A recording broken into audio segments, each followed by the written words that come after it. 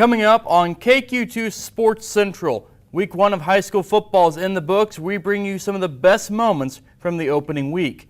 Plus, St. Joseph will host the Missouri State High School Volleyball Championships this fall. And this weekend, the Sports Commission putting on an early season preview with some of the top teams in the state.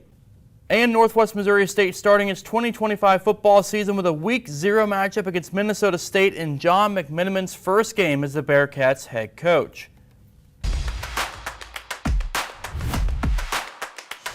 And welcome into KQ2 Sports Central. Thank you so much for joining us for our second episode. I'm Chris Roush, and of course, thank you for being a part of this new venture. It's all about expanding our coverage and telling more of your stories in local high school and college sports. So you know what to do. If there is a story or moment that we need to see, send it our way. So let's get to it. You blink and it's here. Football tonight, Week 1 already in the books, and there were some great plays, awesome moments, and big wins. So let's take a look at the best of Week 1 of football tonight.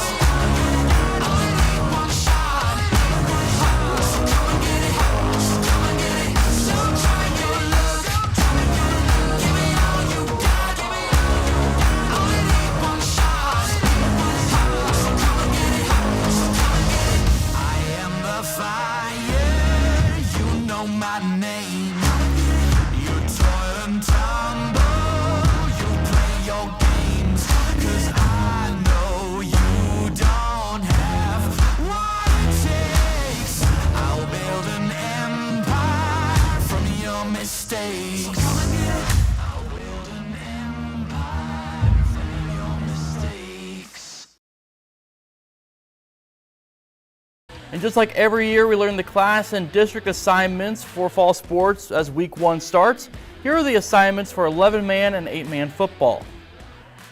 St. Joseph will be the host city for the 2025 Missouri State High School Volleyball Championships later this fall. And just because the season is just getting started, it doesn't mean that we can't already be getting ready for state. The Sports Commission hosting the inaugural Pony Express State High School Girls Volleyball Preview. 2 days, 3 courts, 32 matches. The inaugural Pony Express Girls Volleyball State Preview Classic at Civic Arena. The 2-day event getting started with the Maryville Spoofhounds taking on the Central Indians, while the Cameron Dragons from the Midland Empire Conference taking on the Plattsburgh Tigers out of the KCI. The Spoofhounds topping Central 2-0, and the Tigers taking down Cameron 2-0. The next 2 games of the day featuring Liberty North and Savannah and West Platte and Rockport. Liberty North sweeping the matchup against the Savages, while the Blue Jays won their match 2-1 against West Platte. So some of the best teams in the area and across the state meeting at Civic Arena this weekend. And this is all a preview for what's to come, because St. Joseph will be the host city for the 2025 Missouri State High School Volleyball Championships later this fall. Here are the district assignments for volleyball this season. Still ahead here on KQ2 Sports Central, Northwest starting its 2025 season on the road in a non-conference Week 0 game. We will have the highlights and reactions from John McMenamin's first game as the head coach of his alma mater. And the City Softball Jamboree highlighting the 4 City Schools programs. And the City Softball Jamboree highlighting the 4 City Schools programs, we hear from those coaches as they get ready for the new season.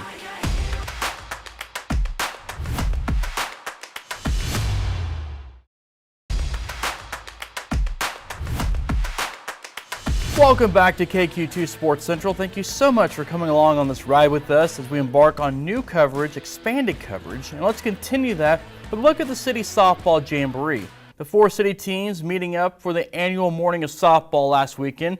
KQ2's Anthony Crane brings us more from the action, as well as we hear from the four head coaches. Here at Heritage Park, where the weekend of jamborees continue, this time from the diamond, though, as the city softball teams kick off the 2025 season with the City Jamboree. It was a good morning for the Lafayette Irish, sweeping the other three city schools. Lafayette coach Jeff Leake says he really likes the group he has in 2025. Good people. The girls are a lot of fun to be around, great attitudes every day. They work hard, and this is supposed to be fun, and they enjoy it. I enjoy it, and just honestly, we all just enjoy coming to the ballpark. The Irish allowed just one run on Saturday while putting up 14 runs on offense. The league said it was the team atmosphere that he enjoyed most. We never got down. A couple things didn't go our way. We cut it off real quick, and everybody's intensity. We were cheering every girl. We were able to get some of the girls in. We got everybody in today, and my starters were cheering just as loud for the girls getting in the game as those girls were cheering for them, and that's what I like most, because everything else is going to work itself out. The Benton Cardinals went 19-7 last season, helped by a run of 9 wins over their final 11 games. Head coach Joey Hendricks talked about what he likes most about the team in 2025. Energy. They realized what it was, that we're out here and we're getting our first action of the year, but at the end of the day it was a practice. They showed game energy. They showed game effort. They did game things. So I was really proud of them. The Cardinals' lone loss came to Lafayette. The Cardinals scored 14 combined runs and wins over Central and LeBlanc. A lot of returners, only one freshman this year, so we've really tried to bring her into the fold. But it's the group's energy. They've been around each other for a few years, and today, I'll be honest, they surprised me. It came together a little bit better than I thought it would. The Central Indians bring a mixture of youth and veteran leadership in 2025. Good group of freshmen who came in, very attentive, willing to learn, coachable. Good little athletes, so by the time they become of age, they should be really good players. And we got a lot of upperclassmen who kind of show them the way. So those are the two things I think that are the biggest for us. Dusko said the inexperience was noticeable on Saturday. Well, we saw they were a little nervous, jumping in. That's going to be expected, especially some of the younger players. We like our catcher behind. She's a good throwing catcher in Delaney. And so I like that part, getting a little more offense going. It's kind of our first time out and seeing kind of live pitching in a game, so it's going to take a little bit. As for LeBlanc, the Eagles' sole focus is on 2025. Talking about last year, we don't call it last year, we call it that one time. So we have really changed our vocabulary to begin with, and I think it's helped our confidence level, because I'm like, remember that one time? We don't do that anymore. Our hustle, I liked everyone moving. We were backing everyone up, doing all the things we've worked on. Stump says now it's about taking the next step. We're doing the extra steps. Now that we know how to play softball, we're taking those extra steps. We're doing the little things that get us to the next level. From Heritage Park, I'm Anthony Crane, KQ2 Sports. Here are the class and district assignments for softball for the 2025 season. Still ahead on the show, the St. Joseph Sports Commission inducting the class of 2025 into the St. Joseph Area Sports Hall of Fame.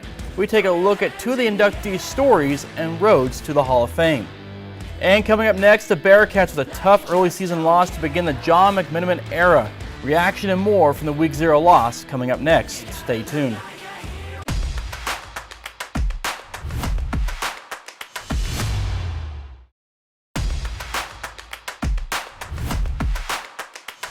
The Northwest Missouri State Bearcat football program has produced 29 consecutive winning seasons, fourth longest active streak in all of college football, and is the longest active streak in Division II.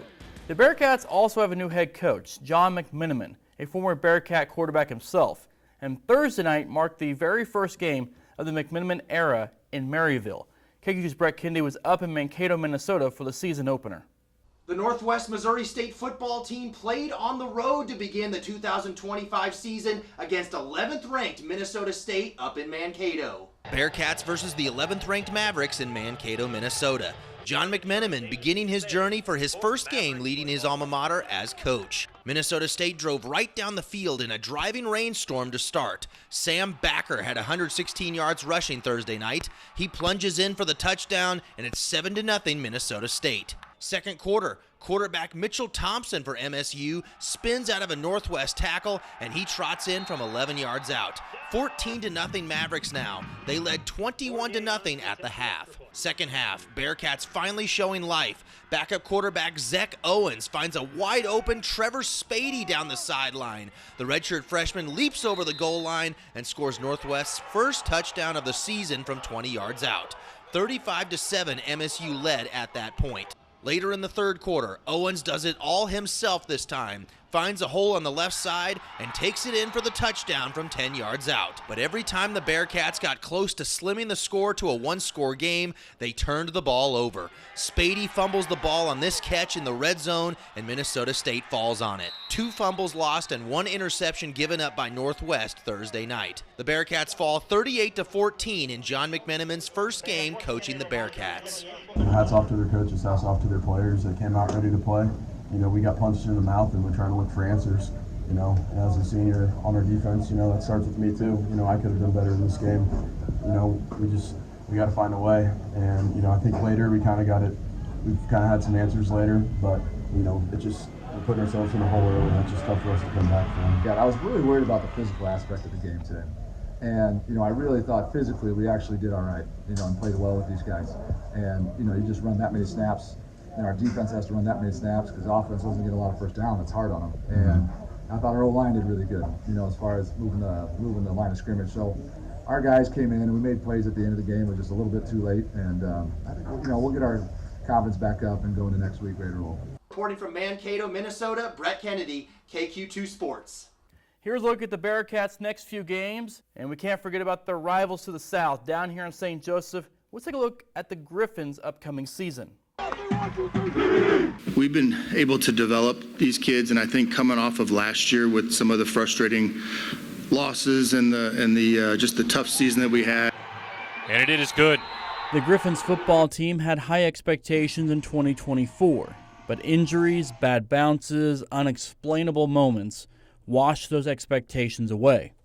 Good! Kearney wins it! Here in 2025, though, Tyler Fenwick's squad putting the 4-7 season behind them.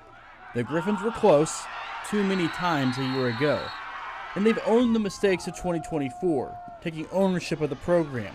I think some light bulbs went on and some growth and maturity and stuff like that. So I'm excited to get back out on the field with these guys and kind of see it all come together. Mo West returns as explosive running back, one of the best in the MIAA, Brandon Hall.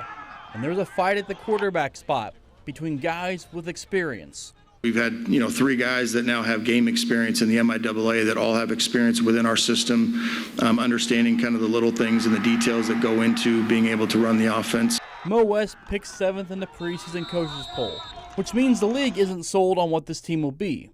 Now it's time for them to prove they're not the 7th best team in the conference, though, and instead one of the best. And we're the type of team that's going to punch you in the mouth every play. Definitely looking forward to, like Fenwick said, all the work we put in, the guys coming together.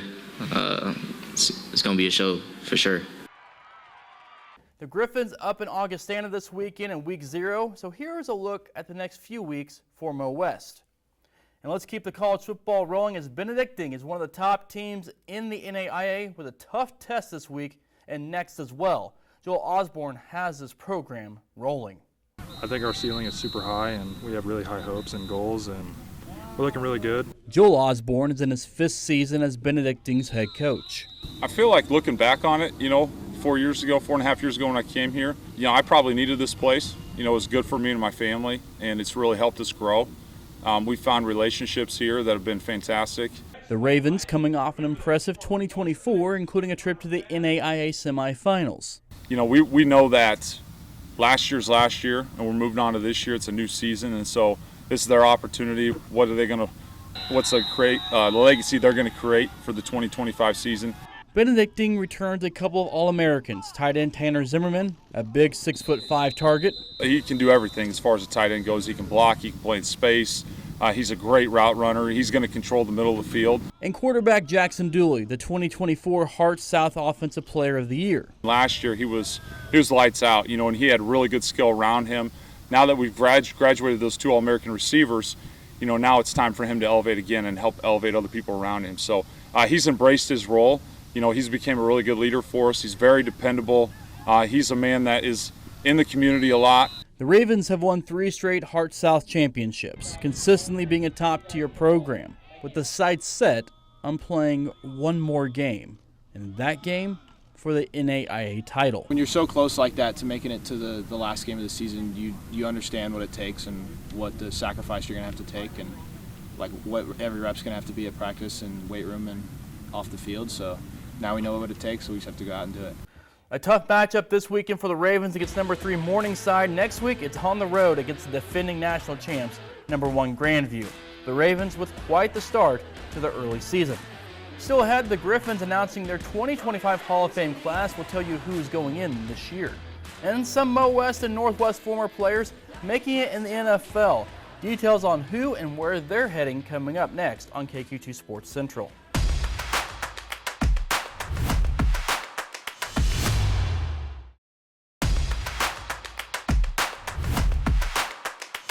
Welcome back to KQ2 Sports Central. The St. Joseph Sports Commission inducting the class of 2025 into the St. Joseph Area Sports Hall of Fame.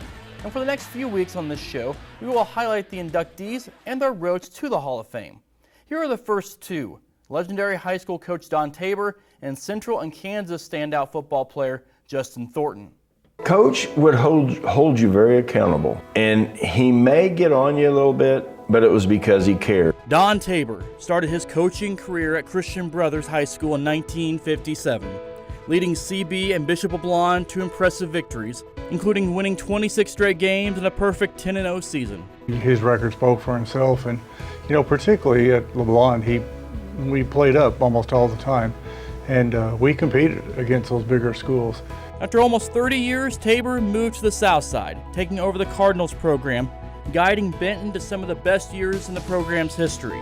Tabor's Cardinals made it to 4 straight state playoffs, including 2 quarterfinal appearances, a semifinal appearance, and the city's lone 11-man team appearance in a state championship game. Coach had this wide view, saying, hey, look, I know your dream.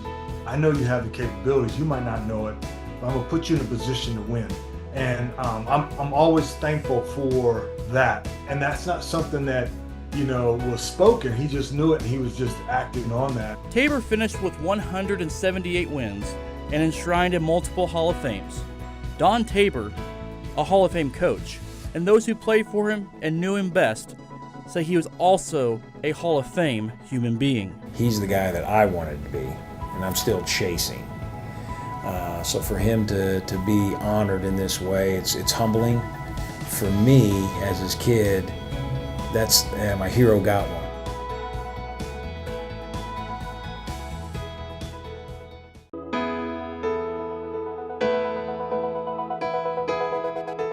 Kansas Jayhawks fans remember this game, this play, fondly. He throws it, and it is intercepted. Justin Thornton to the 25, 20, 15, 10, 5. Justin Thornton, a 3-sport letterman at Central High School, earning all-state, all-district honors. He bought in, and he got better every game, and he was I'm getting goosebumps right here. Just a great leader.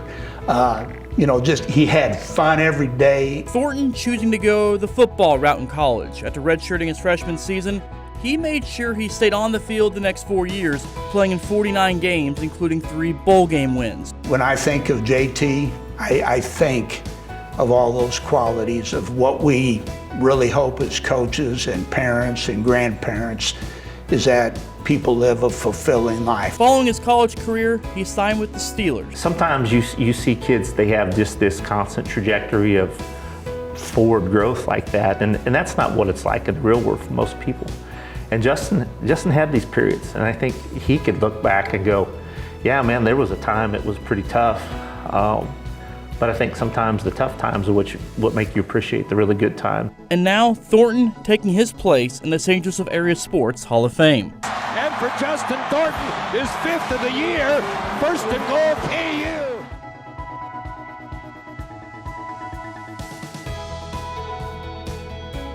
Well, Mo West also announcing a Hall of Fame class. The class of 2025 features football players J.R. Graham and Nathan Martin, softball, volleyball, and basketball great and coach Mary Nichols, women's golf legend Shishing Ong, baseball standout Ryan Zinn, the second ever coach in Mo West baseball history, Buzz Verduzco. The 96, 97, and 01 and 02 Griffins women's basketball teams led by Dave Slifer will also go into the Hall of Fame. The ceremony takes place on Friday, October 17th. Some former Griffins and Bearcats finding their homes in the NFL. Jonathan Owen starting his second season with the Chicago Bears. And another former Griffin defensive lineman, C.J. Ravenel, being picked up off of waivers by the Titans. And Tennessee also putting another Griffin on their team on the practice squad, cornerback Sam Webb. While for the Bearcats, wide receiver Caden Davis, he's on the Browns practice squad, and Sam Roberts is on the Carolina Panthers practice squad. We will wrap things up on the KQ2 Sports Central show when we come back, because we will once again go into the KQ2 Sports archives. Stay tuned.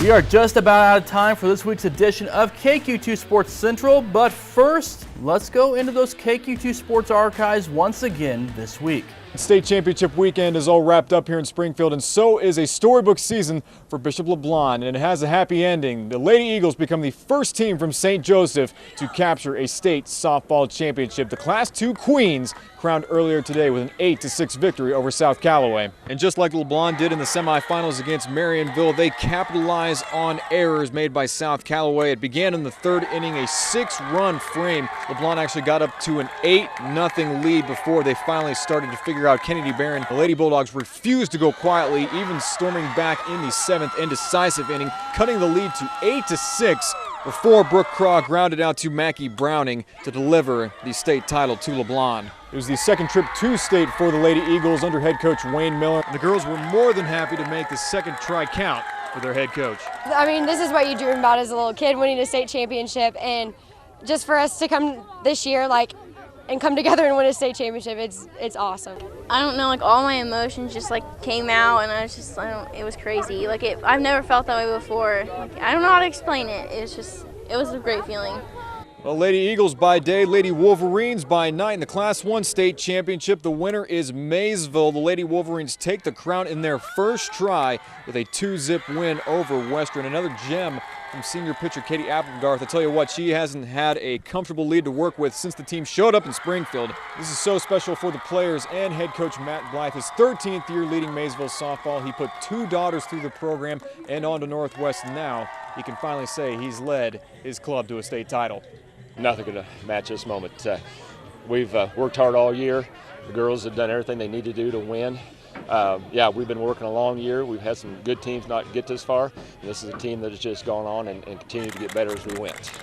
So there you have it, all around a good day for Northwest Missouri. Both Bishop LeBlond and Maysville capturing their first ever state championship. That will do it for us this week. Thank you so much for joining us. We will see you back here next time. I'm Chris Roush, and this is KQ2 Sports Central.